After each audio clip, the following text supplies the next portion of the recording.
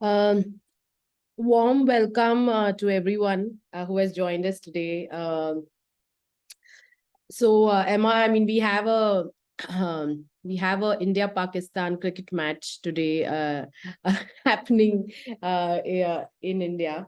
Uh, so, so though we are still very optimistic and we're very sure that more and more people will come in. We have our Tanaz and Mansi also from our team who are here.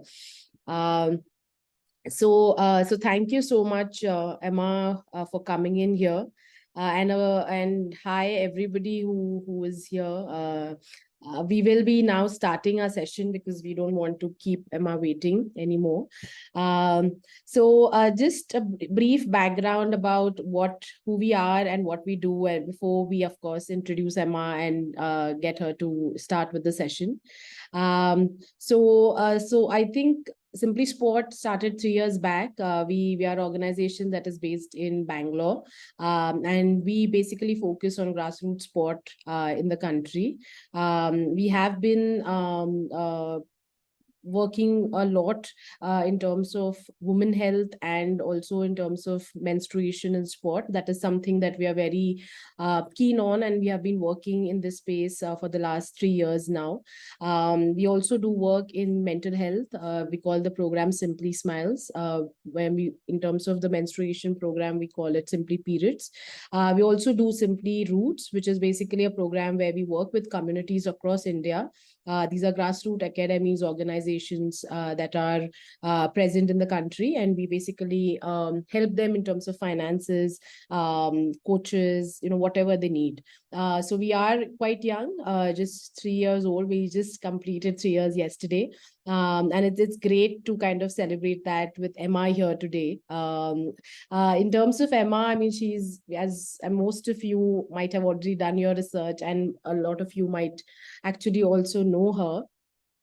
So Emma we are we are very fortunate to have here. She has done her postdoc in the US in the North Carolina University. She's also done her PhD in she has also done her PhD in the Liverpool University. But what fascinates me the most is why kind of she chose to do this. That I think is the crux for me in terms of her story. That when she was doing her BSc and she was kind of doing her teaching in a school, and that's where she realized that there are lots of girls who are not playing enough or not being as active, and that's what kind of spurred her into this journey, which I think anything that comes from passion, you can hardly go wrong. So thank you so much, Emma, for kind of taking this route, because everything that you do with your Horizon project or even the Invisible Woman project, I mean, that has really put a lot of things in perspective for us here in India, and it has really built a lot of benchmark for us to think about in how much we need to do as a country ourselves. So thank you so much and welcome. I'm going to just give it off to you, and I think you're okay with sharing your presentation. I'm currently, it's saying disabled from screen sharing. If you'd be able to Yes, allow that, then I'll just make you the host. Perfect. Yeah, perfect. Okay. That's great. And let me just put this into, okay, can you all see that okay? Yeah. Thank you so much for having me. I really appreciate it, and it's great to just to be here and to be able to have an opportunity to talk about my research. That's pretty rare to have like a slot of 40 minutes just to talk about this, so I appreciate it. Hopefully it'll be interesting for you and we can have a discussion at the end. I'm very conscious it's the weekend and I'm sure you all have much better things to be doing than listening to me go on for too long, so I'll get started.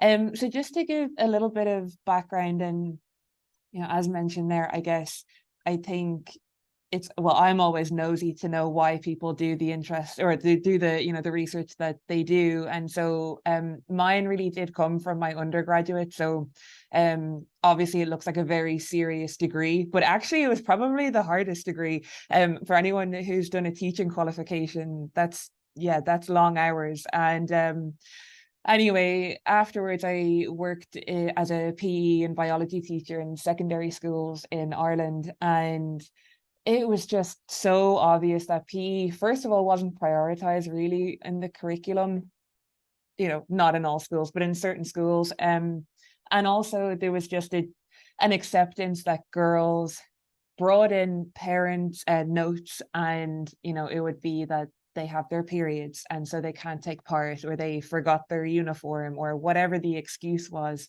And it just made me so sad, because it wasn't the girls' fault, it was just the entire context of the schools, the parents, society. And I suppose I was just interested in understanding that. And, you know, when you're 22 or 23 and you have this new degree, you think you can change the world. And so I thought, let's go into research and, you know, try to become a professor. That was kind of the big goal. But obviously, to get to that point, I knew I needed to do a PhD and a master's. So I went to the University of Glasgow, where I did sport and exercise science and medicine. And that was really focused on public health and kind of understanding those lifestyle behaviors, rather than necessarily based in kind of like the lab and on sports. And also the university kind of looks like Hogwarts from Harry Potter. So that was a big selling point to Glasgow. And then I went to John Moores, to Liverpool, John Moores, and that's where I did my PhD. And I loved every moment of that. I had a lot of support from different disciplines. So my supervisory team had 6 or 7 different academics, and some of them were physiologists, some of them were psychologists. And I think having all those different perspectives from different countries as well really made Horizon, which I'll talk about now, I think quite a holistic program for teenage girls, which I think added to its success. And then I finished up my kind of, I suppose, studies. I did a postdoc at UNC in Chapel Hill, and that was very much focused on sedentary behavior. So rather than looking at increasing people's physical activity, we were looking at decreasing people's sedentary behavior. And that was university aged population, so a little bit older than the teenagers that I was used to working with. And so just to kind of caveat this from the beginning, to really know, just, I guess, acknowledge that difference between gender and sex. And so when we talk about gender, we're really talking about woman, man, girl, boy, those socially constructed roles. They look at things like what's expected of us, our behaviors, how we walk, how we talk, those types of stereotypes that are put on people's gender in comparison to sex. And this is really looking at those biological attributes, male and female, looking at chromosomes, looking at those sexual characteristics. And we'll touch on both of these topics throughout, but they are different. Sometimes they match and sometimes they don't. So yeah, just to be aware of that from the beginning. And so I think this really sets the scene for my work, in that one is not born a woman, but rather becomes one, in how society shapes us right from the time we're born all the way through life, and all these pressures and just expectations that are placed on us. And I am biased. I obviously research girls, and I know that there's lots of pressures put on teenage boys. But for the next, half an hour, we're gonna chat about girls. So I use Canva a lot to make my slides. I don't know if you're familiar with but any stock image, I suppose, website. And so when I was typing in images, when I was preparing this presentation, I put in things like doctor and nurse. And you can guess, when I put in nurse, we get the lovely woman on the left-hand side. But when you put in doctor, straight away you get that man, center of the picture, dominant position. And it's the same for when you put in teacher, we see the woman. When we see professor, we see the man. When we see secretary, we see a woman. When we see CEO, we see the man, and the list goes on. Cleaner, businessman. I think this was a receptionist, pilot. And then when you put in athlete, the first photo that came up for me was obviously a man. And I think like that's really what I suppose stems or like is the core of my work, in that I think it's great to develop interventions and programs that can acutely increase girls' physical activity or their sport engagement. But really, I think the issue is much bigger, and it is a societal issue. And I think that's probably what needs to be modified first, before we can look at these kind of acute programs. So where I think initially where that stems from is obviously when we are kids, and I suppose really it comes from our parents, but when we're thinking about what we have a little girl play with, it's dolls, it's playing like with their toy kitchens. We want to make sure that they're clean and tidy and safe. We want to give them arts and crafts.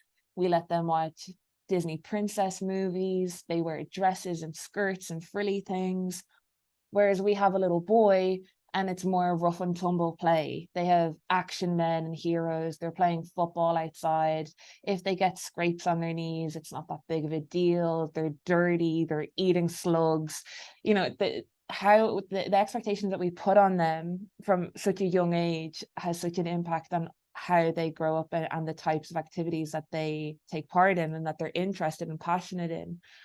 And then later on, when we look at the advertisements for men, so and I think this has gotten better over the years, but typically, you know, when we look at it, whether it's protein or like this an American football ad, it's like that macho man where they have big muscles, they are strong, they're dominant.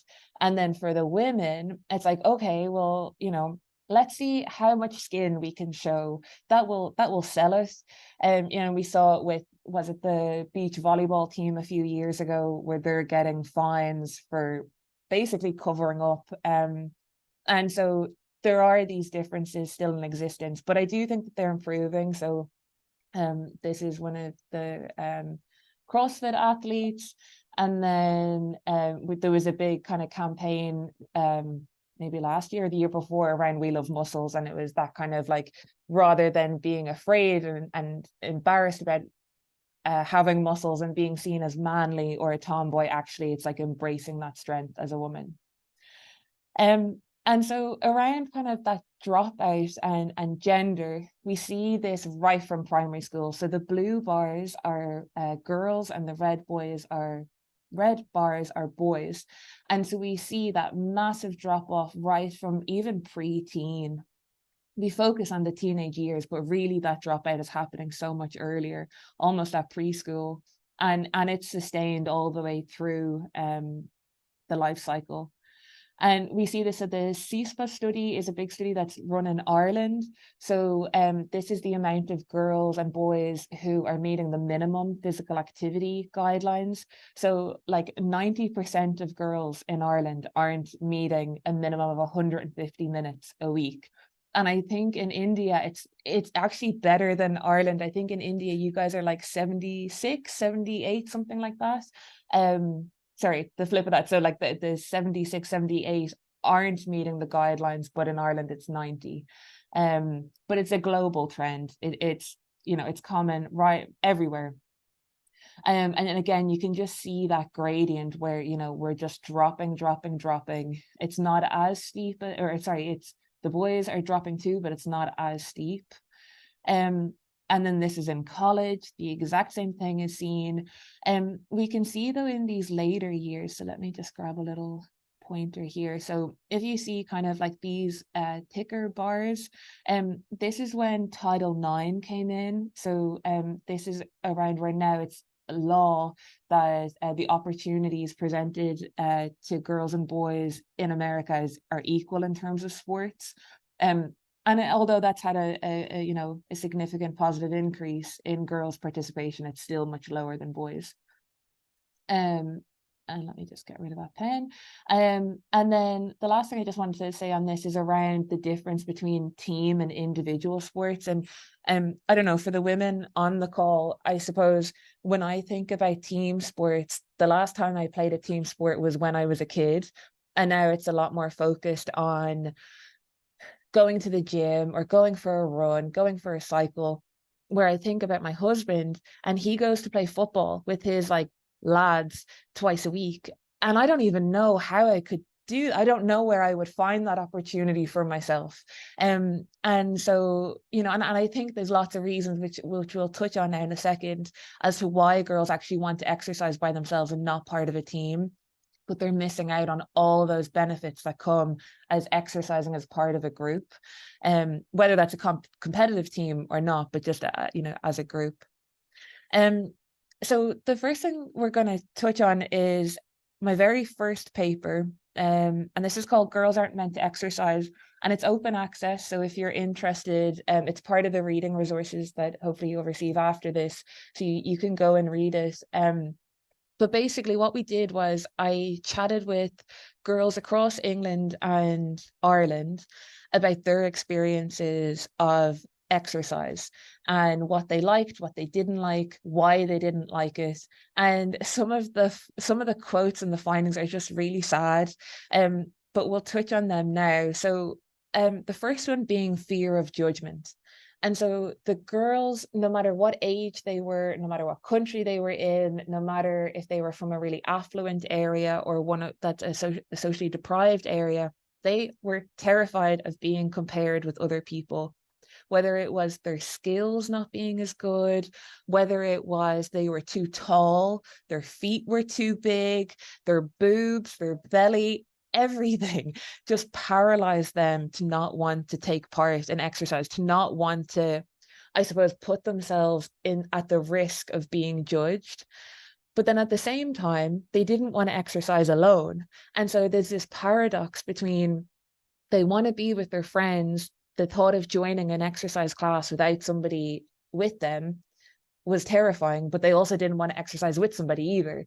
And so it's trying to strike that balance between the two. And then we also had this massive influence of others. And sometimes this could be really positive, but more often than not, it was quite negative.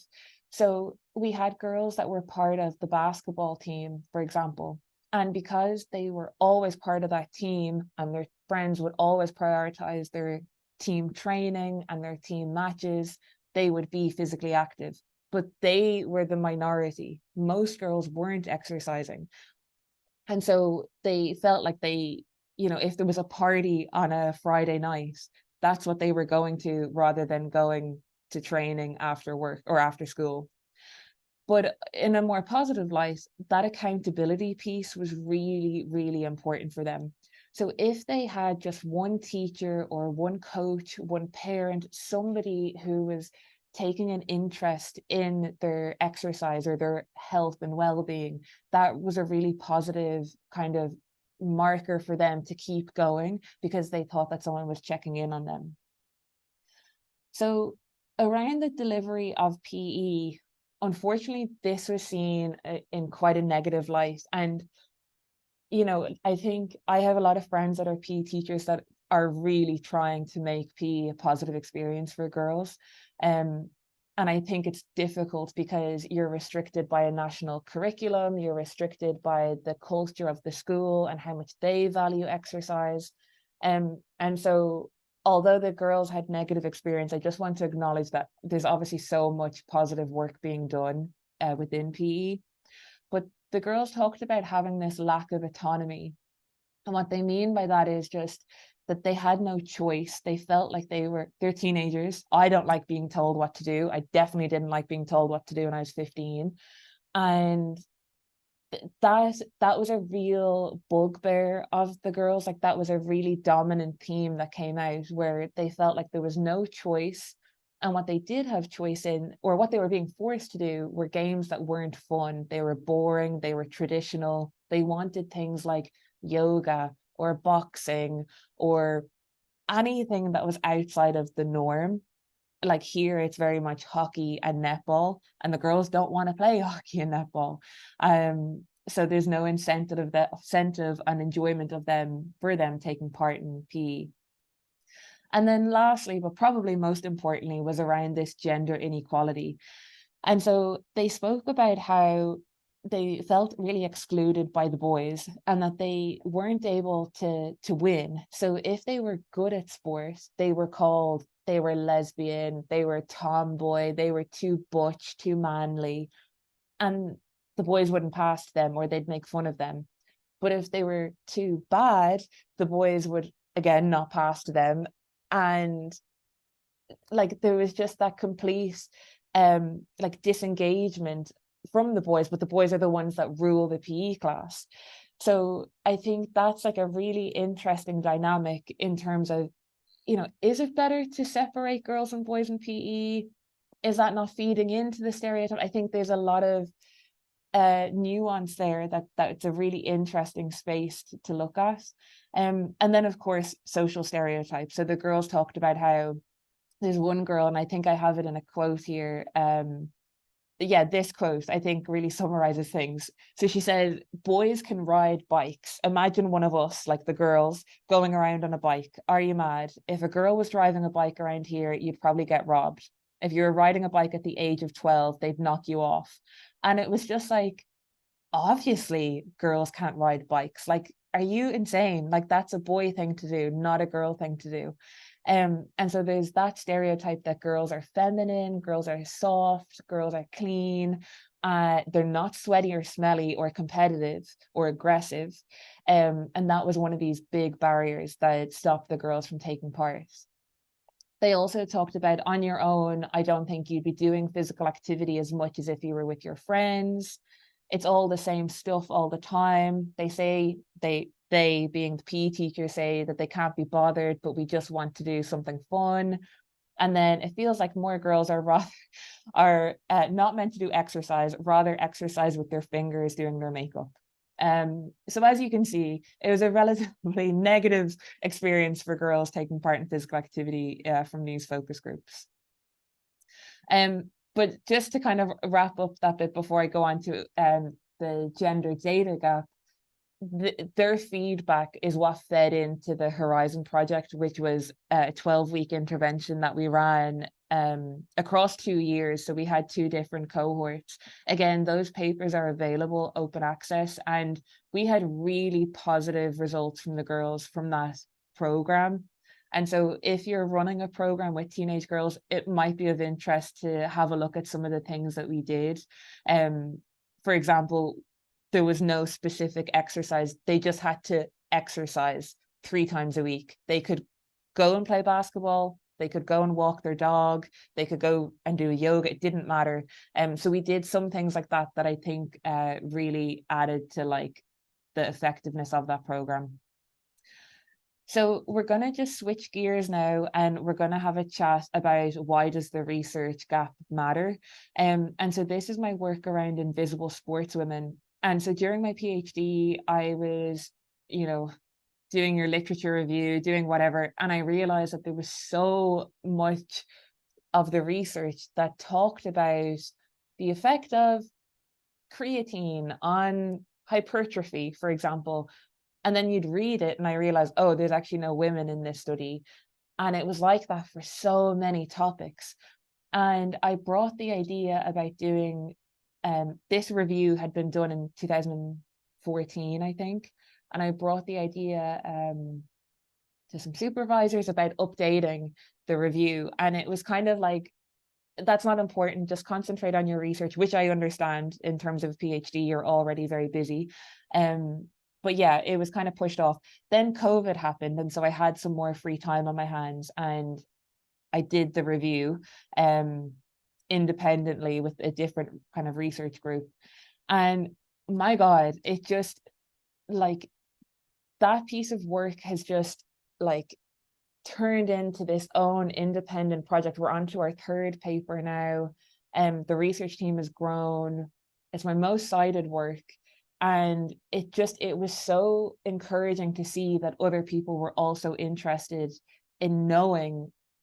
We all know that women are underrepresented, but we didn't know how much, and to have that piece of information. So yeah, it's been a really impactful and important piece of my research so far. And so it will be no surprise to everybody on this call, but we have a massive increase in women taking part in the Olympics. So Tokyo 2020 had 49%. We'll have 50% in the next games.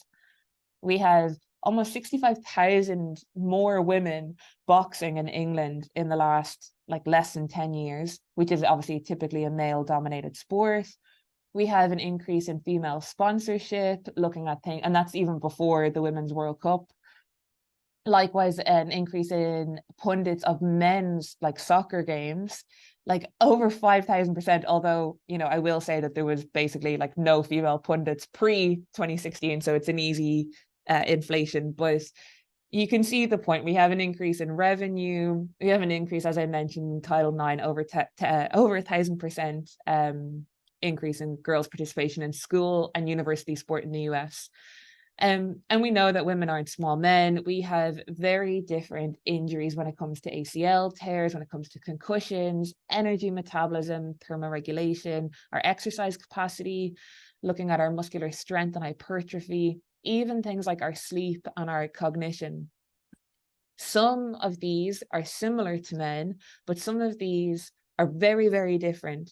And a lot of these we also haven't actually looked at because there just isn't the research there to, I think we take it for granted that X number of sets and X number of reps in resistance training provokes like this result.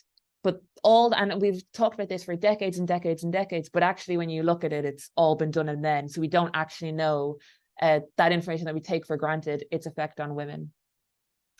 We also look at women's health and performance. And so this data gap is really important because when we look at things like breast movement, so if you're running a marathon and you have a poor fitting sports bra, which most of us have poor fitting sports bras, we decrease our stride length, and that can add up to 1.5 kilometers over the course of a marathon. Like it's a massive difference, especially when you're looking at a competitive elite sports where, you know, you're looking at those tiny less than 1% improvements.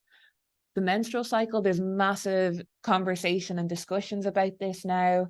There seems to be two camps on should we be adapting our training during our menstrual cycle. We don't know because the research is so limited. Pelvic floor. So a lot of women, we have weak pelvic floors, especially after childbirth.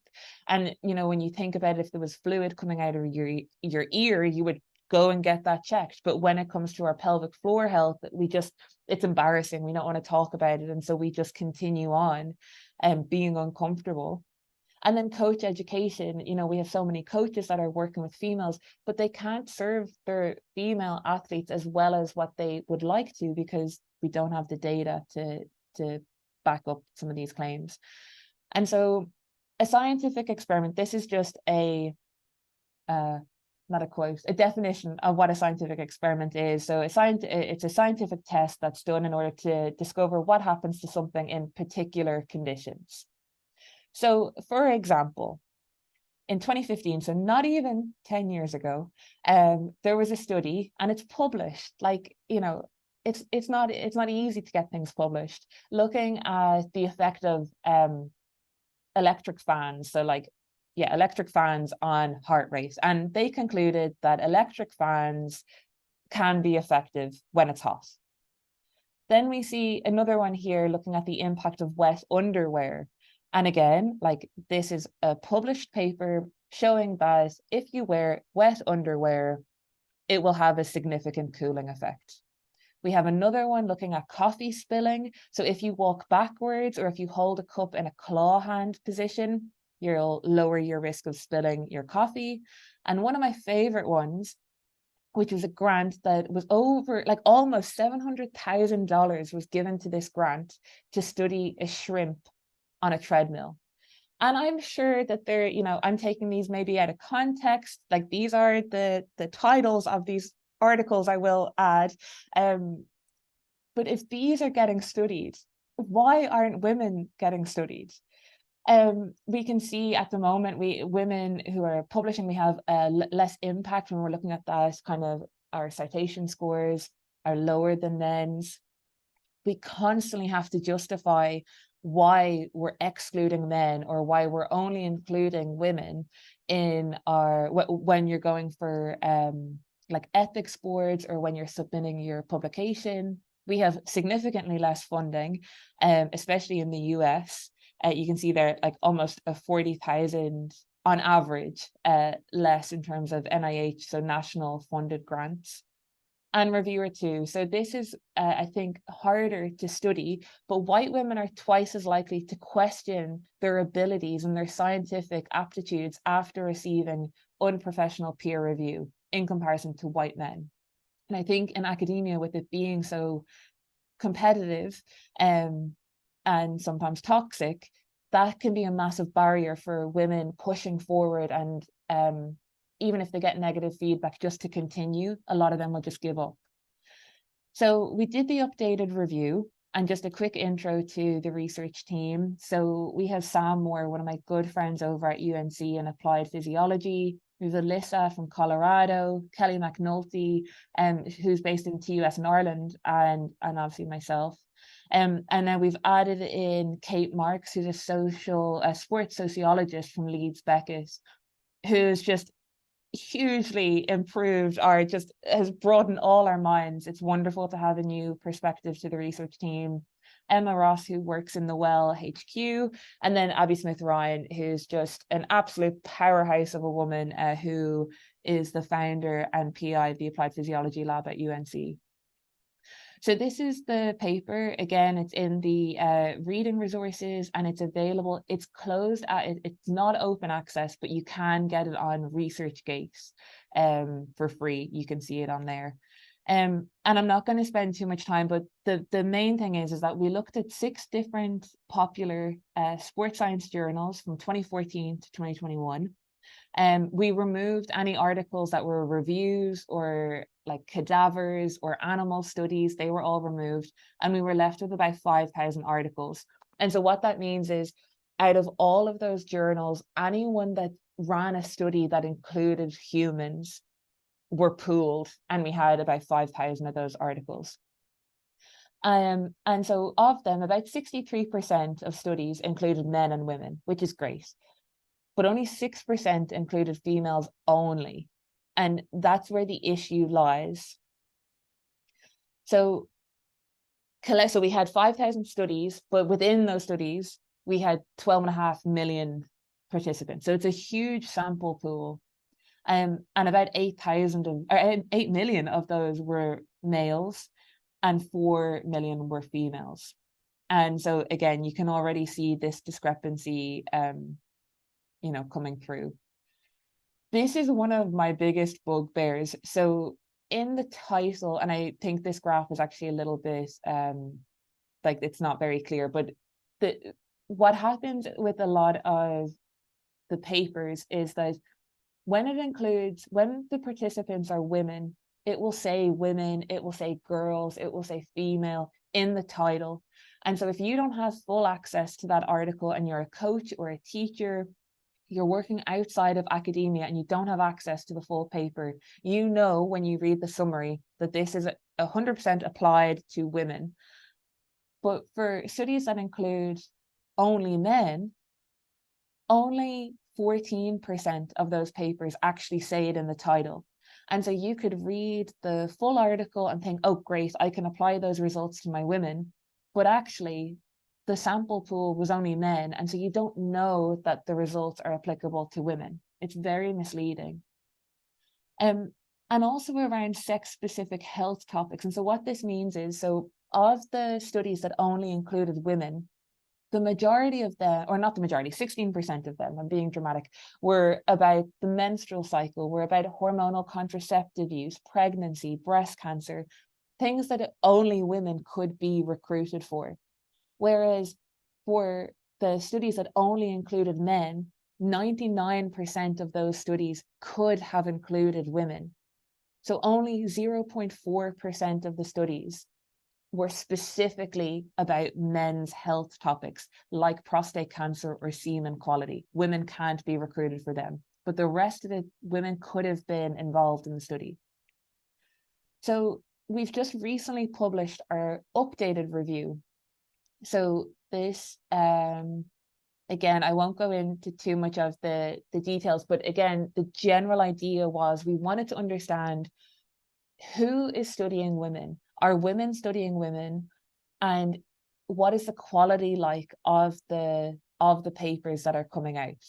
So what we did was we had a look at the first author, so the gender of the first author and the last author, which is typically the senior author, so the person who might have the funding or be the supervisor or run the lab group.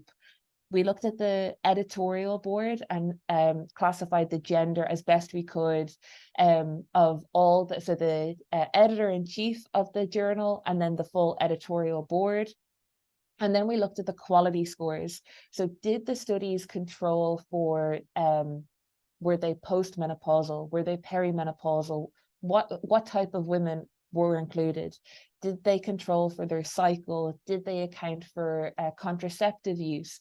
All these very specific things that really impact women's hormones, that when they're applicable, we looked at their quality. For example, if they were doing a focus group, none of those quality scores were important, and so we didn't include them. So when we look at the results, 55% of first authors were women, but the majority, so 62% of last authors, so those senior authors, were men. And it's the same thing for the editorial board. So only 23% of women were on the editorial boards, and about a third, so two out of 6 editors were women. And why that's important is because when I'm submitting an article and I'm talking about gender bias and I'm talking about the lack of women, we need to do better for women, blah, blah, blah, blah, but it's getting reviewed by the majority of men, that could potentially be a problem. And it's really hard to capture that information because no one's going to say they're biased, of course. And so it's difficult to know where that gatekeeping and that bias lies, but at least we have some figures to show that women are underrepresented at that level. And that's just, you can see this in the paper itself. And then when we look at quality, so women authors had the highest quality score over men. And women who were paired, so the woman first author and woman last author, had the highest quality score, and the lowest quality score was a man first author and a man lowest author, or last author. So women are producing higher quality female only studies. And again, you can review those graphs within the paper. And so those are some interesting findings, but it's like, I feel like writing the discussion of this paper was almost like a minefield, because, okay, now we did the review, we see the gender gap. Okay, now we've done another further exploration, and we know that more women are publishing about women, and we know that women have higher quality when they're researching women. But how do you justify that? So without just coming across like a man hater and saying men, because that's not what we're trying to do. We're trying to present unbiased result, like just objective numbers. And so I found this really difficult. So these are some of our thoughts. So the first, and maybe one of the most important, is this leaky pipeline. When you look at undergraduate sports science, I think we actually have more women now in undergraduate sports science degrees. But as you go along that pipeline, so when you go to PhD, maybe it's close to 50-50 in sports science to men and women. And you get to that postdoc, that's when things get a little bit ropey. We have more men. And then when it comes to PIs and people running the lab groups or running the professional sports teams or in those senior management positions in sports, it's more men. And so we're losing women along that seniority and that career progression. It's also really intimidating to include women in sports science, particularly lab-based studies. And I think we're shedding light onto all the ways that we can include women, but it's also really intimidating. I feel like you're afraid you're going to do something wrong. And also I think logistically, it's important to remember that if I have 4 different training protocols, 4 different types of speeds of cycling, for example, I can get a man in on a Monday and the following Monday and 4 Mondays in a row, that man is done. He has 1 month of testing. Where if you have a woman who comes in and we need to account for her periods, and her period cycle is 35 days, okay, well now that 4-week trial has gone to like 4+ months. And if you're doing a PhD, you're already on a time scale, you're on a time pressure. And also all those bloods and all those hormonal profiles are really expensive. And so I think there has to be an acknowledgement that sometimes including women can be more timely and can be more expensive. As I mentioned around gatekeeping, so you can see in the red, that's women, and in the bluey green, that's men. So we see that there's far fewer women in senior editor roles, reviewers, peer reviewers. And so potentially, is there gatekeeping going on? Is there a reviewer saying, this isn't novel, this has already been done in men, doesn't need to be done in women, reject? Potentially. And then lastly, sorry for the typo there, are women more aware? For example, I know that about 2 weeks before I have my period, I'm more hungry. I feel about 10 kilos heavier. I feel tired. I am aware of these symptoms. And of course I am, because I've experienced them for however many years. And so it's unfair to assume that a man is aware of all of these symptoms and therefore build them into an already complex intervention or exercise protocol. So in regards to quality, perhaps it is just that women are more aware. So looking forward, and this is my last section, that all sounds quite negative. So what can we do to actually, reduce this gap, close this gap? So I think that we need transparent reporting. So for example, Kelly McNulty has a wonderful Instagram account called Period of the Period, which I'm sure you're all familiar with already, but she made these graphics. And so there's the title, Changes in Hydration. They just mention athletes, actually it's male endurance athletes, and so on, exercise in male arm muscles. This is a lot more transparent. In terms of inclusion, exclusion criteria, if you're excluding women, I think you really need to have a justification as to why they're being excluded. It can't just be because it's hard. Science is really hard. And so I think we need to make sure that we're referencing why we're not including women. Disaggregated data. And so what this means, and sometimes again, just being aware that if you have a sample size of 10, disaggregating the data and presenting it as males and females might not be possible because of sample size and statistics and so on, but you could attach it as a supplementary material.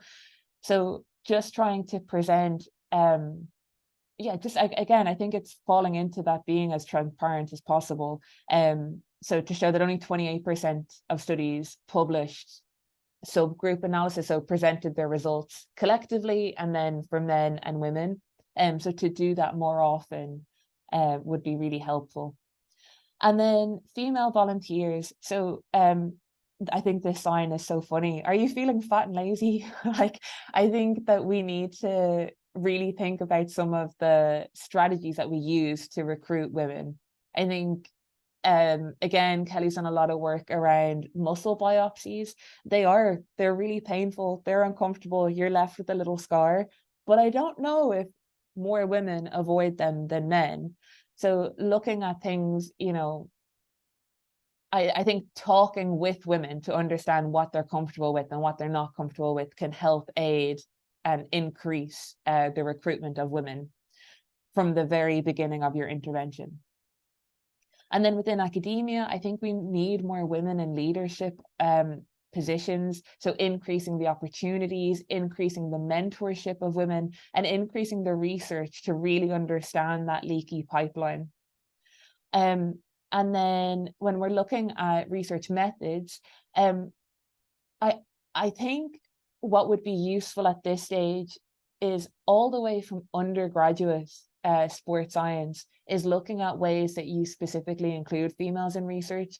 If you have a 3-year degree, you might get an hour or two on female physiology, and we need more than that. And so helping a girl or male and female researchers right from the beginning on how to successfully include females, I think would be really beneficial. And then lastly, of course, for the science, we need more funding, we need more transparency. And quotas, I don't know if that's a good thing or a bad thing, but I think that there's a discussion to be had on if we should have, 50% of funding should go to female academics, or, but again, I think it's all these questions that we should be considering. So a massive thank you for having me today. I really appreciate it, and for everybody who's here on the call. And a special thank you to my co-authors, Kelly, Salmon, Kate, and Alyssa. They just make science so fun, and I learn every meeting I have with them is just wonderful. My brain expands. And so I contacted them on a whim, and it started a wonderful friendship. And so I think science can be really great for that. Contact details, you can get me on Twitter or by email. And these are just the take-home points for today. So yeah, I'll stop sharing now, and happy to answer any questions or have a discussion. Thank you so much, Emma. This was really interesting, and I really wish that we didn't have that match and we would have more people joining in, because we had so many people who had registered, and it's a lost opportunity. But we are going to make sure that we put this this recording on our channels, so that people can view it later as well. So I think in terms of questions, I mean, we have some people here. If you have any questions, you can just go ahead, unmute yourselves and ask them. We have some questions that we would like to ask, but we'll try to kind of see if anybody from the audience has a question at all.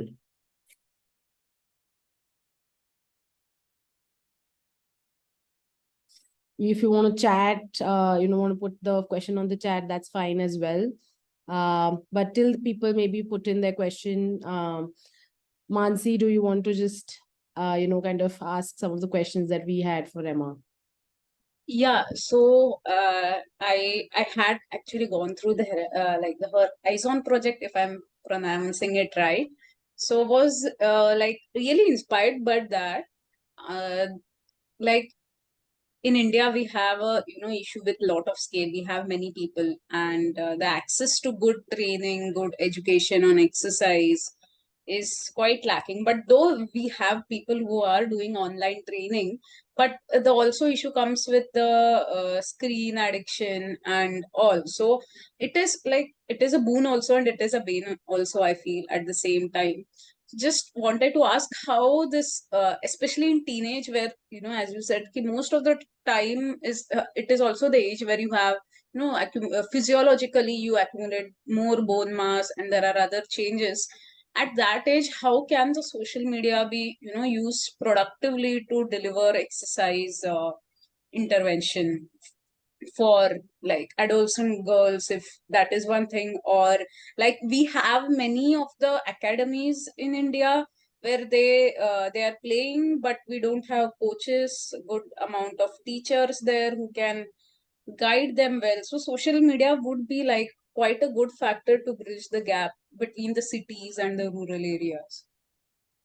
Yeah, it's such an important question, and it's something that I reflect on so frequently. So Horizon happened during COVID, and so I think the only way that we were able to reach them was, so to give context, I should say that within the program, the girls could do anything they wanted, but they had the option of joining.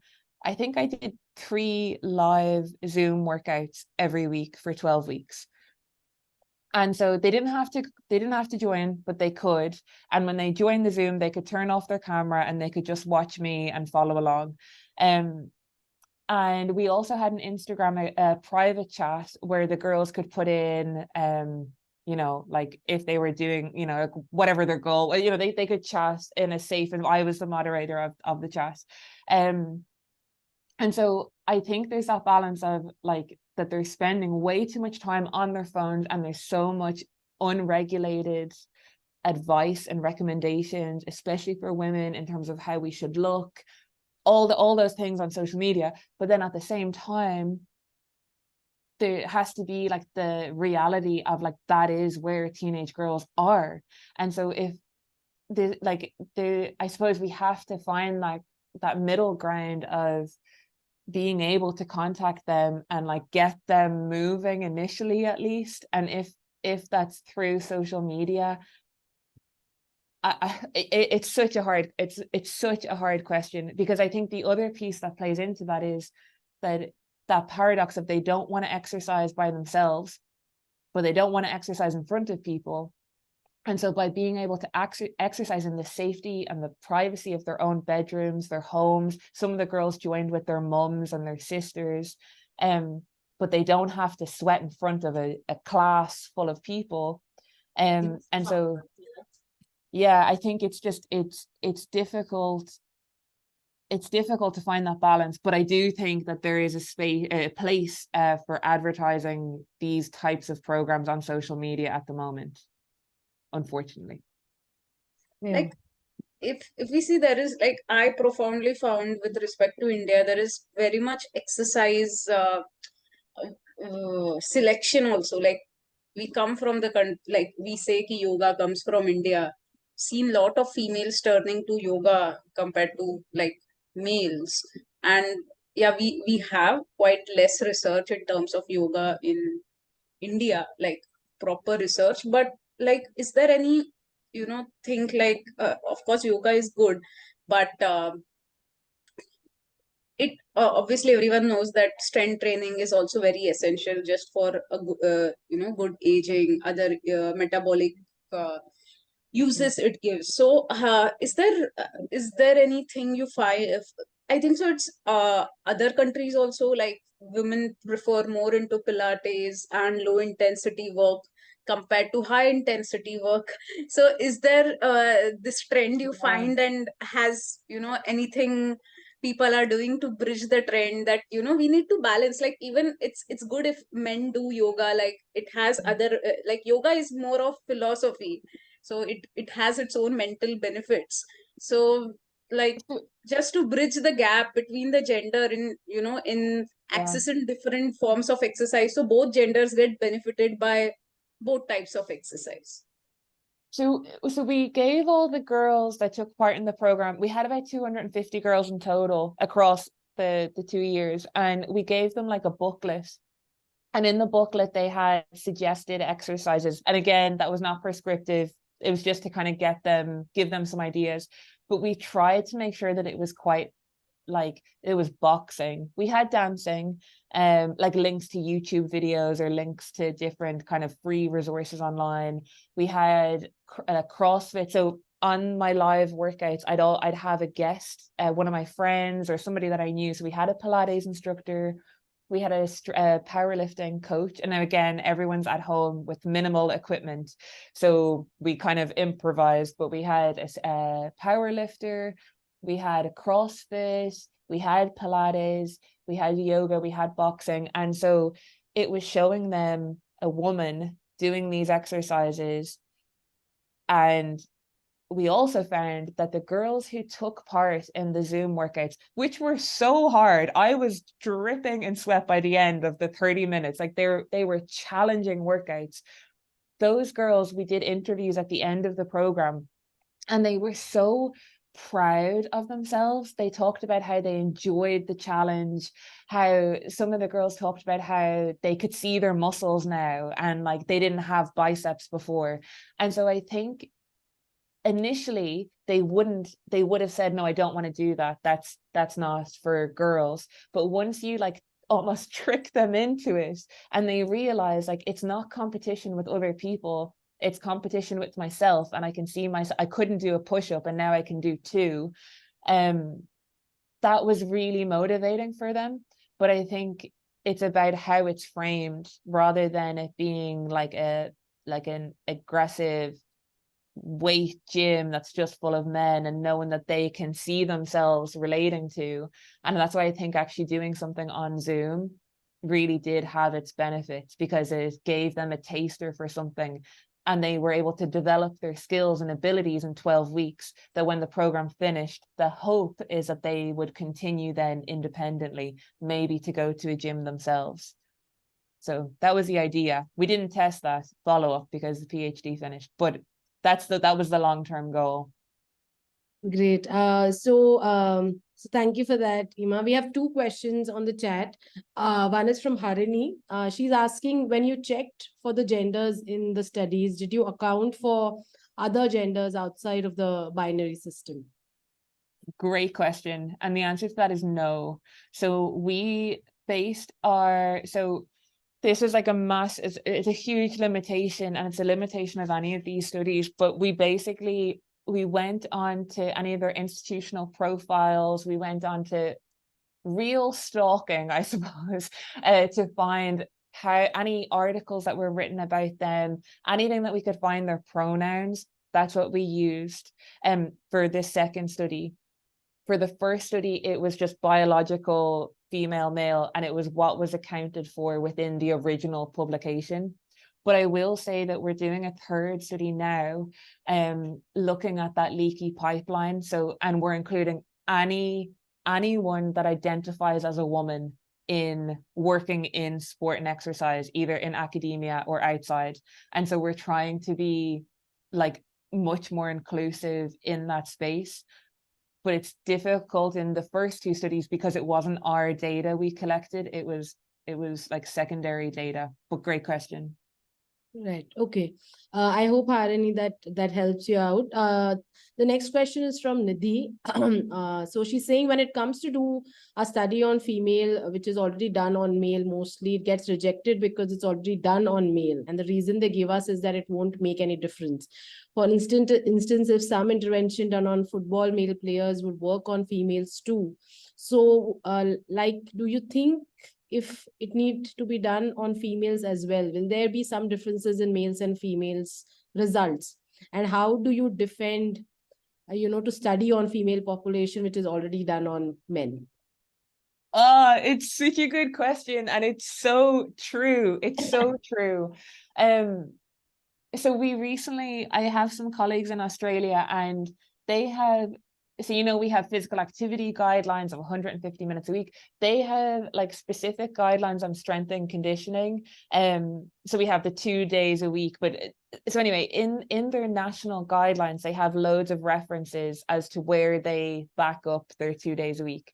And the study we did was going through each of those references, and we found that all those references, the majority, are only included men. And so they're national guidelines to their entire population.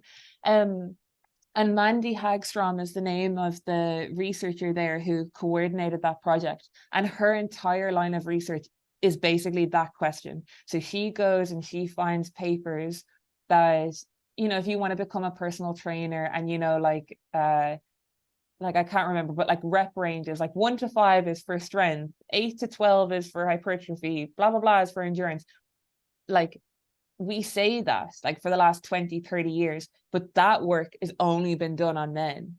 And so I think based on my conversations with Mandy, she has arguments with reviewers just all day. Every paper she submits is arguments, but I think that the world is changing. And I think like having those, especially that Ansdell paper from 2021, illustrates all the different, not all the different, but a lot of the differences between things that we took for granted, actually differentiating between males and females. And I think that can be a good paper to back up like reviewer comments to say, well, actually, there are we think there is nuances, but we don't know.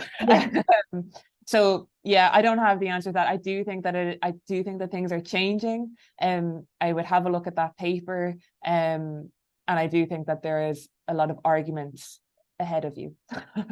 Yeah. Yes, Nidhi will try and get the details of the paper from Emma. She's going to share a few bunch of resources. Maybe Emma, you can include the name of the paper. Yeah. It's that we've used the references.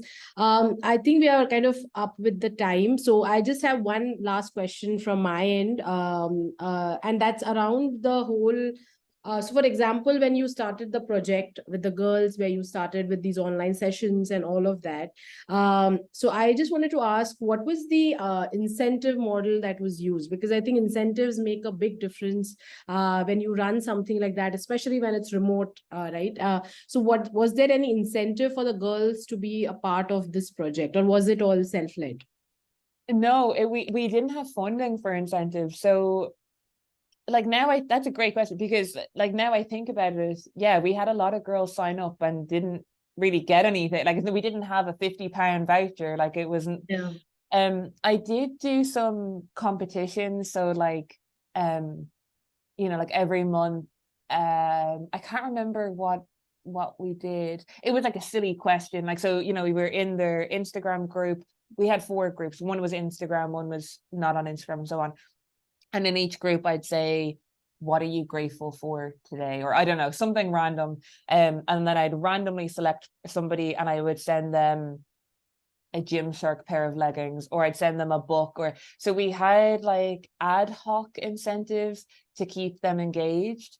But other than that, like, and also if you took part in a focus group, you would have received, I think we had like a £20 gift card, but for the most part we didn't. And I think again COVID had a big part in that, because they had nothing else to do. Yeah. I think Yeah. it would be different now. Yeah. Okay, perfect. Yeah, so Nidhi says thank you to you. And we say thank you to you, Emma. I think we are going to let everybody and you go, because it's the weekend and we want to be respectful of your time. But thank you so much for being part of this. And we look forward to the resources and sharing the resources with everyone. All the best with everything that you're doing. I think it's absolutely inspirational, and we take a lot of inspiration from the Horizon Project. We would love to do something of that sort for the Indian audience, because we know that we are lacking as well. So thank you, and we look forward to collaborating more and more with you. Thank you so much for your time. Amazing. Thank you so much for having me. I really appreciate it. And yeah, I'll chat to you all soon. Thank you. Thanks. Bye. Bye.